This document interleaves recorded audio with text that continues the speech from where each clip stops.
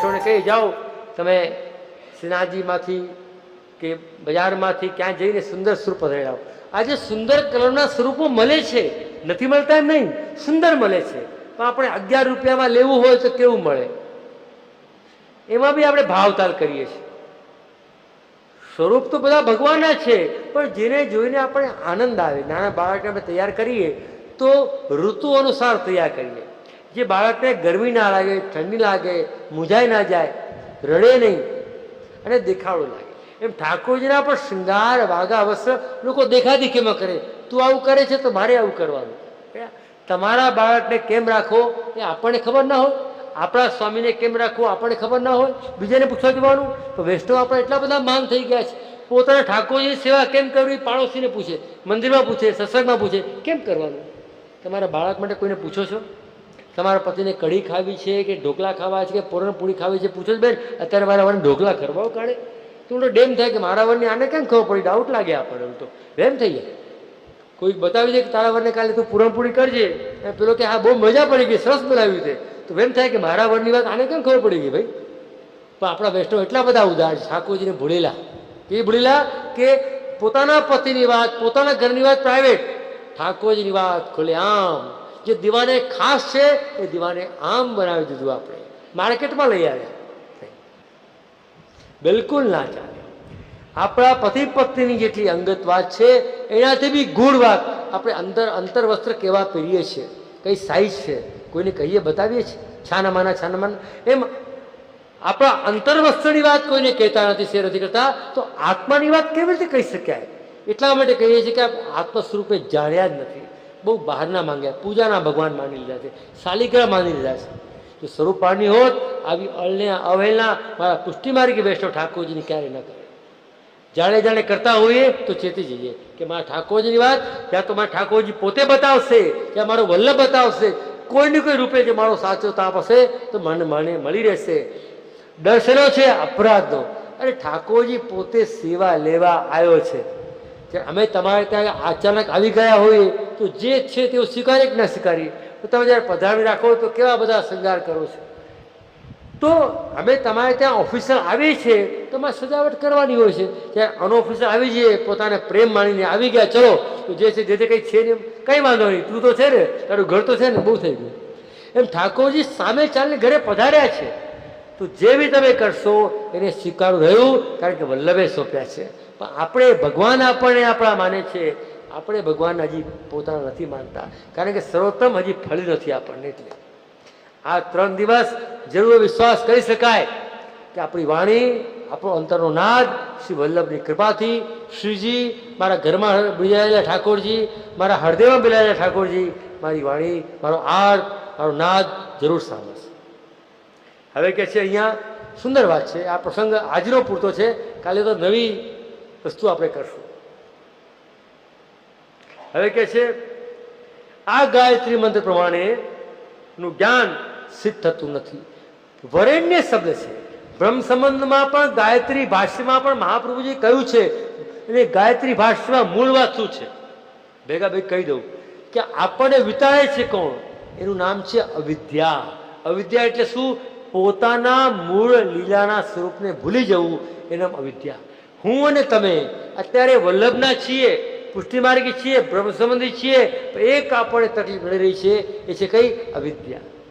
અવિદ્યા એટલે પોતાના મૂળ સ્વરૂપને ભૂલી જવું. અમારા બાવાએ 2 દિવસ પહેલા જ પ્રસંગ કહ્યો હતો. એક સિંહનું બચ્ચું હતું, ભૂલું પડી ગયું અને શિયાળમાં ભળી ગયું.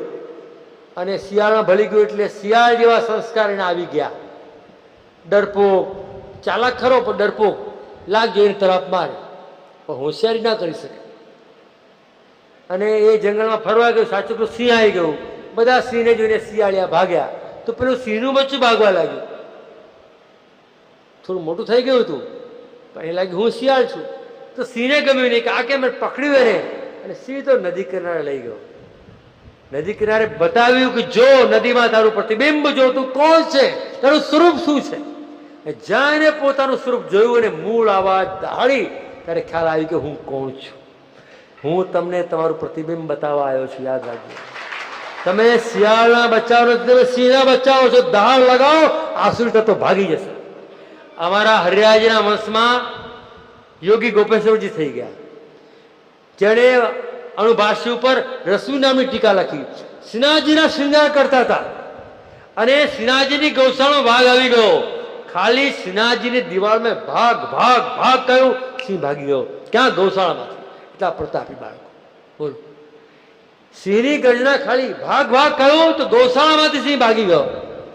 અમારો વૈષ્ણવ કેવો હોવો જોઈએ કે જેને નૈનન में झलके गिरधारी અને ભગવતજી કહે આય મેરે નંદ નંદન કે પ્યારે.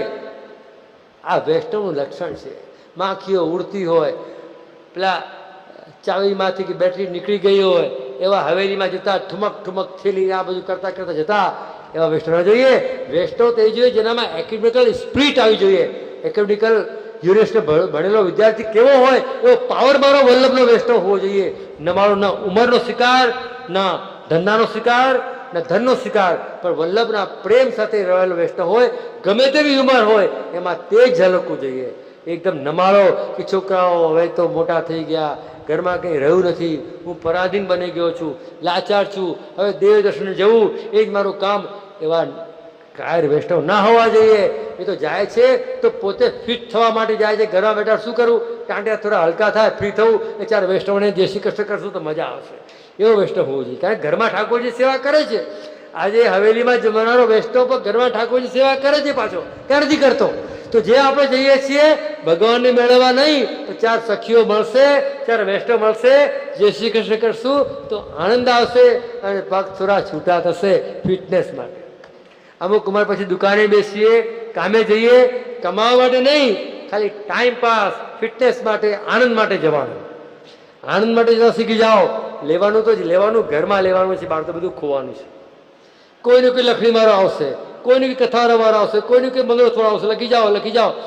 ચારે બાજુ તમે જોજો, અત્યારે સંસ્થામાં જાઓ, આટલા પૈસા લેવાના છે, આ લેવાનું છે, આ લેવાનું છે. કોઈ સંસ્થાના કાર્યક્રમ બોલાવો તો પેલા લખવાની જાહેર થઈ જાય. લોકો તો હવે જતા ડરે છે કે કંઈ માંગવાનું ન આવે. આવું પુષ્ટિ મારી કે વૈષ્ણવ આવો ન હોય. એને તો સામેથી મળે બધું. ખાલી તમે વાત મૂકો, સામેથી આવી જાય. મારા દાદાજી, મારા તાજી પુષ્પલાલજી મહારાજ એ વર્ષોથી સત્સંગ મંડળ સ્થાપિત કર્યું છે. તો દિલ્હીમાં ચાંદની ચોક ચરખે મરાન બલી મરાનમાં એમનું સત્સંગ ચાલે છે 80 વર્ષથી. ત્યાં પેલું બોર્ડ છે कि सत्संग में जब आप प्रवेश करते हो किसी प्रकार के चंदे की फाले फंड की बात या न करें. सत्संग ना कोई भी व्यक्ति है फाड़ो फंड उघराओ नहीं. तुमको व्यक्तिगत जो देना है अपने आप दे दो. અહીંયા તો મંડળ ભેગું કર્યું, પાઠ ભેગા, હવે મારે ચંપારણ જેવું છે, હવે મારે શ્રીનાથ જેવું છે, હવે મારે સાજ બનાવવો છે, લાવ ઉઘરાણું. અહીંયા તમે ટેક્સ લેવા આવ્યો છે કે ભગવત નામ લેવા આવ્યા છે? આ કલયુગનો મહિમા છે, પુષ્ટિ માર્ગનો મહિમા નથી. આ મારી વાત તમને ન ગમે તો નહીં માનવાની, બિલકુલ નહીં માનવાની, કોઈ અધિકાર નથી.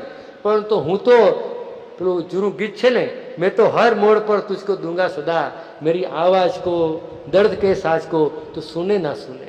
હું તો કહેતો રહીશ, કારણ કે વલ્લભનો છું એ તમને પ્રેમ કરું છું, તમને પોતાના માનું છું, વલ્લભી માનું છું. આ જ મારી પીડા, આ જ મારો પ્રેમ, આ જ મારો ભાવ, આ જ મારો સ્વભાવ. હવે કે છે બ્રહ્મસૂત્રમાં જ્યોતિષ ચરણ આવે છે. ત્યાં અધિકરણમાં ભાષ્યકાર જણાવે છે, જ્યોતિષ અધિકરણ આવે છે કે જેવી રીતે વસ્ત્ર ની અંદર સોય ને કારણે દોરો પરવાઈ જાય છે, જે વસ્ત્રની અંદર સોયના કારણે દોરો પરવાઈ જાય છે, તેવી રીતે ગાયત્રી દ્વારા બુદ્ધિ ગાયત્રીના મુખ્ય ફળ રૂપ બ્રહ્મની અંદર પ્રવેશાઈ જાય છે. ગાયત્રી એટલે બુદ્ધિ. જેમ સોય દ્વારા દોરો પરવાઈ જાય છે વસ્ત્રમાં, એમ બુદ્ધિ દ્વારા આપોચિત સેવામાં પરવાય. આ સ્વરૂપે શ્રી વલ્લભ છે. તો અહીંયા જ્યારે આ ગાયત્રીનું સ્મરણ કરીએ, વલ્લભનું સ્મરણ કરીએ, ઓમકારનું સૌંદર્યનું સ્મરણ કરીએ, તો આપણી બુદ્ધિ ઠાકોરજીની સેવામાં પરોવાઈ જાય છે. નહીં તો આપણી ક્રિયા પરોવાય છે, એ બી ઠેકાણા વગરની. અત્યારે આપણું તન સેવા કરે છે, ક્રિયા સેવા કરે છે. શરૂઆતમાં ક્રિયા કરવાની અને ભાવ જાણવાનો કે આ ક્રિયા કરો તો આ ભાવ, આ કર્મ કરો તો આ ભાવ. પછી ધીરે ધીરે શરીર સાધન જે છે ક્રિયા કરતું જાય, પછી ભાવ સેવા કરે, ક્રિયાની પાછળ ચાલે. પછી ભાવક્રિયા ભેગી થઈ જાય અને માનસી ચાલે. શરૂઆતમાં દેહ કામ કરે, શરીર ખેંચાય. એ સેવા દેહના સ્તરે છે. પછી જીવના સ્તરે આવે, મનના સ્તરે આવે, આત્માના સ્તરે આવે. એ આ દેહમાં જ થવું જોઈએ. મર્યા પછીની વાત નથી કરવાની, જીવતે જી જ કરવાની છે. પુષ્ટિ ભક્તિ માર્ગમાં તો અહીંયા જ પડશે, અહીંયા જ. નાત્ર લીલા હોતી જૂની, જો પે શ્રી વલ્લભ પ્રગટ ન હોતે વસુધા રહેતી સુની. આ સુની શા માટે રહે?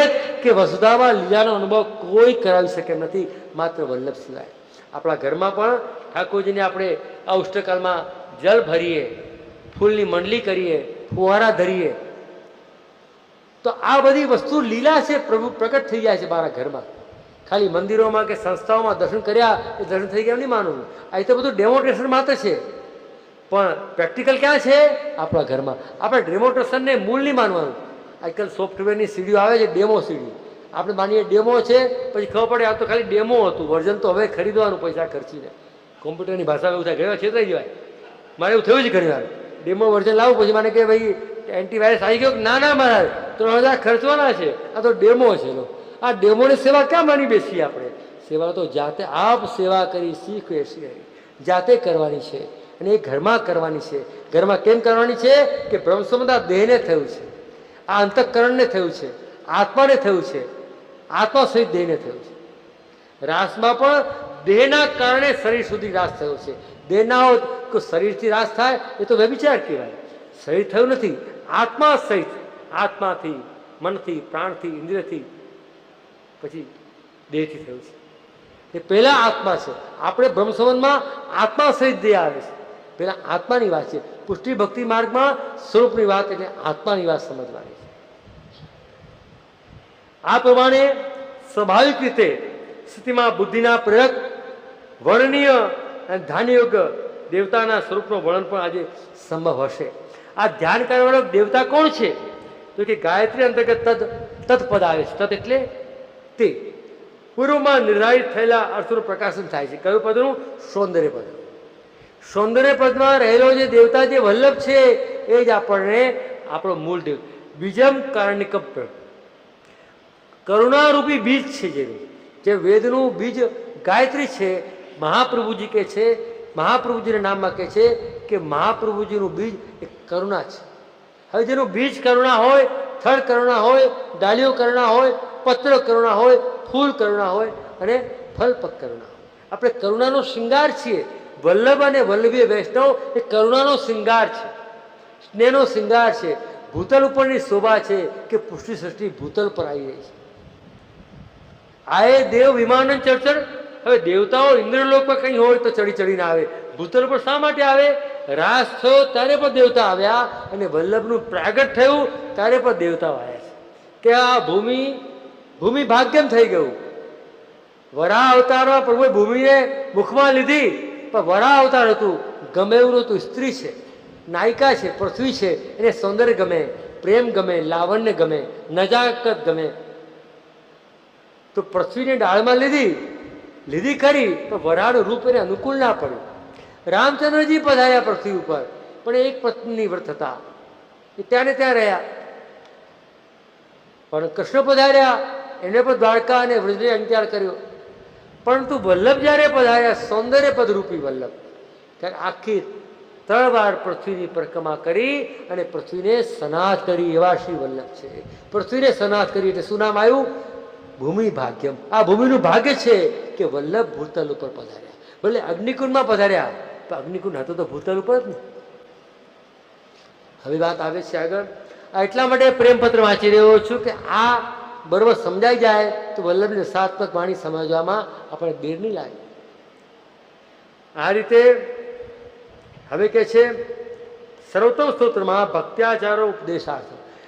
મહાપ્રભુજીનો વંશ શા માટે છે? કે પુષ્ટિ ભક્તિનો ઉપદેશ આપવાને માટે.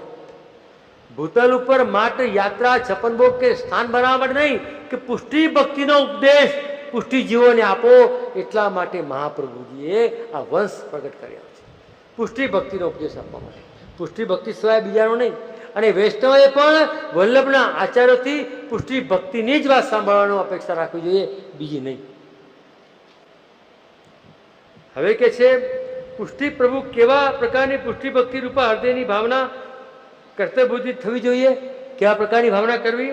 તો કે છે આ રીતે જોતા પુષ્ટિ ભક્તિમય બુદ્ધિનો પ્રેરક આચાર્ય નામ રૂપે ગુણ સાથે ગાયત્રી રૂપ હોવાથી એક સોયની જેમ પુષ્ટિ જીવ જે ખૂબ જ સહાયક અને પુષ્ટિ પ્રેરક બને. વલ્લભ નામ રહીએ તો વલ્લભ નામ લેતાની સાથે આપણી બુદ્ધિ ઠાકોરજીની સેવામાં પ્રવેશ થઈ જાય છે. એટલે વલ્લભ નામની એટલી બધી મહિમા છે. ખાલી કૃષ્ણની સેવા કરવાથી તો પૂજા થાય, પણ પુષ્ટિ પુરુષોત્તમની સેવા વલ્લભ નામ, વલ્લભ રૂપ, વલ્લભ ગુણ વિના શક્ય નથી. વલ્લભનું સેવા કરવાનું તાત્પર્ય કે વલ્લભનું નામથી જ આપણે નથી કહેતા કાની આપો એટલે શું કે વલ્લભ નામથી જ આરોગ્ય છે. આપણી ભૂલ થઈ હોય, આપણો અપરાધ પડ્યો હોય તો વલ્લભ નામ જેમ કાની આપ્યું એટલે બધું માં પણ ઠાકોરજી સેવા સ્વીકારે. અહીંયા અપરાધ થાય એનો ડર આપણને નથી. પાછો આ કલયુગના આપણને પાપ લાગે ને કે નરક ના મળે એનો ડર વધારે છે. આજે એ લોકો પૂછવા આવે છે ને જે અપરાધ પડશે તો અપરાધમાં એનો ડર નથી કે ઠાકોરજીને કંઈ શ્રમ પડ્યો. ડર કયો છે કે મને કંઈ પાપ ના લાગી જાય, હું નરકમાં ના પડી જાઉં. આવા વિચારો આપણા છે. તમે વિચારજો, પોતાને ટટોલજો, ખ્યાલ આવશે. જે અમને પૂછવા તમે આવો છો એની પાછળ પ્રભુને શ્રમ નથી પડ્યો એ ભાવ રહેલો છે કે મને કંઈ પાપ નથી લાગ્યું એ ભાવ રહેલો છે. મોટા ભાગના આપણને કે મને પાપ ના લાગી જાય, મને નરક ના લાગી જાય એટલા માટે પૂછીએ છીએ આપણે કે જે જવાબ આપે એ ગુરુ માથે પાપ લાગે, અમને ના લાગવું જોઈએ. આ પુષ્ટિ ભક્તિના પ્રશ્ન નથી. પુષ્ટિ ભક્તિમાં તો ભલે મને પાપ લાગી જાય તો મારા ઠાકોરજીને શ્રમ તો નથી પડતો ને. આ પુષ્ટિ ભક્તિની વાત છે. આપણે કઈ વાત પૂછીએ છીએ? ભગવાનનું જે થયું તે ખરું, તો મને પાપ તો નહીં લાગે ને, મને અપરાધ તો નહીં લાગે ને, મને તો નરકમાં નહીં જવું પડે ને. આ ડરના કારણે આપણે પૂછીએ છીએ. વલ્લભ કુલના ઉપર પાપ ઢોળીને પોતે બચવા માંગીએ છીએ. આ પુષ્ટિની વાત નથી. ભલે તમને પાપ લાગે તો વલ્લભને જ્યારે પૂછશો તો પાપમાંથી મુક્ત કરવાનું સામર્થ્ય છે એનામાં. કારણ કે તમારો ડર કહે છે કે તમને પાપ લાગ્યું. ઠાકોરજી ક્યાં કહે છે વલ્લભ કે મને પાપ લગાડ્યું? ઠાકોરજી કહે છે અમને? ઠાકોરજી નથી કહેતા કે આને પાપ કર્યું છે. ડરો શા માટે? આ ડર આપણને આપણી જીવ બુદ્ધિનો છે, વલ્લભી બુદ્ધિનો ડર નથી. સમજો મારી વાત? જે તમારો ડર દૂર કરવા કહી રહ્યો છું.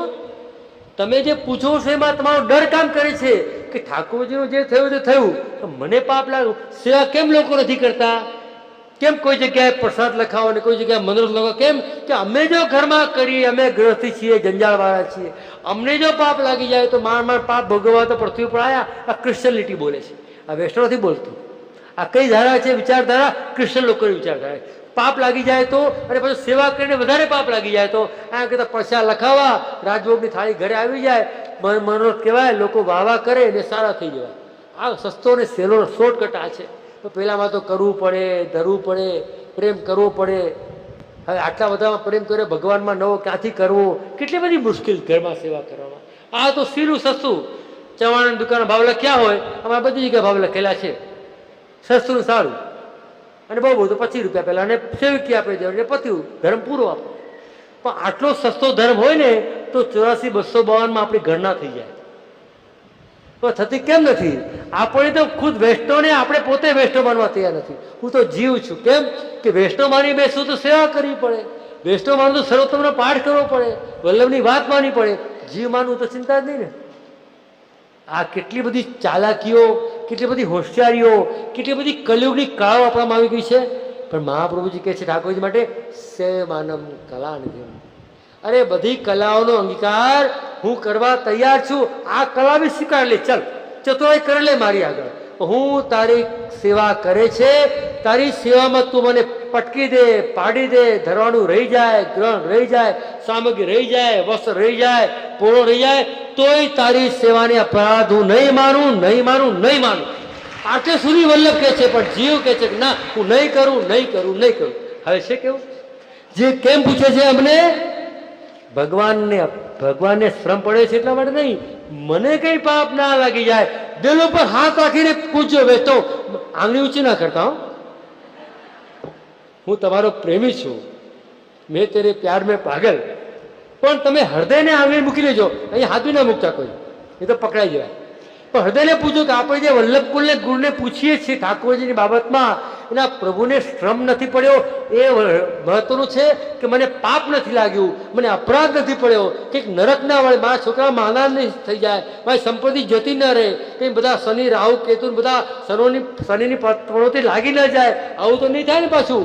એટલા માટે પૂછીએ છીએ જરા કોઈ શાંતિથી વિચારજો. આ ઉત્સવના દિવસોમાં છે, 3 દિવસ પછી વિચારજો. વિચારવા જેવું ખરું. હું તમને આશ્વસ્ત કરું છું, રાઈ સમાન સેવા કો માનત મેરું સમાન. તમે ઠાકોરજી ઘરમાં પધરાવો, વલ્લભના પધરાવે ઠાકોરજી. અરે અમારા વલ્લભ માટે ઠાકોરજી કહે છે કે ડાબે હાથે મારો વલ્લભ કુનો બાળક ધરશે ને રહ્યો મોય શ્રી વલ્લભ ગ્રહ ભાવે.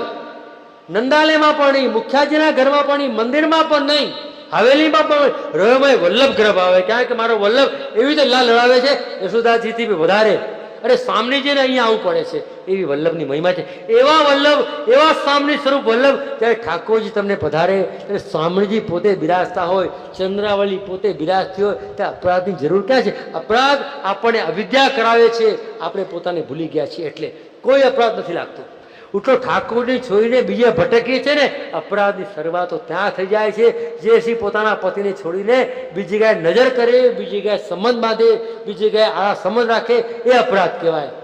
પતિને કદાચ ઓછું જમાડે, ન જમાડે, ભૂલી જાય, કદાચ માફી માંગી લે, એ અપરાધ નથી. પણ ચિત્તથી, દેહથી, શરીરથી પતિને છોડીને ભટકે ને, એ અપરાધ છે.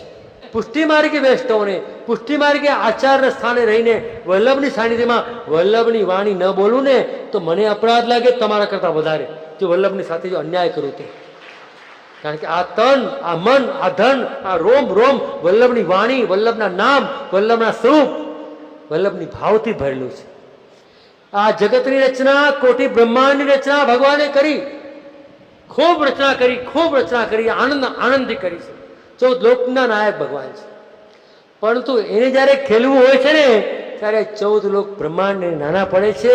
એ ખેલવા આવે છે મારા તમારા વલ્લભીઓના હૃદયમાં.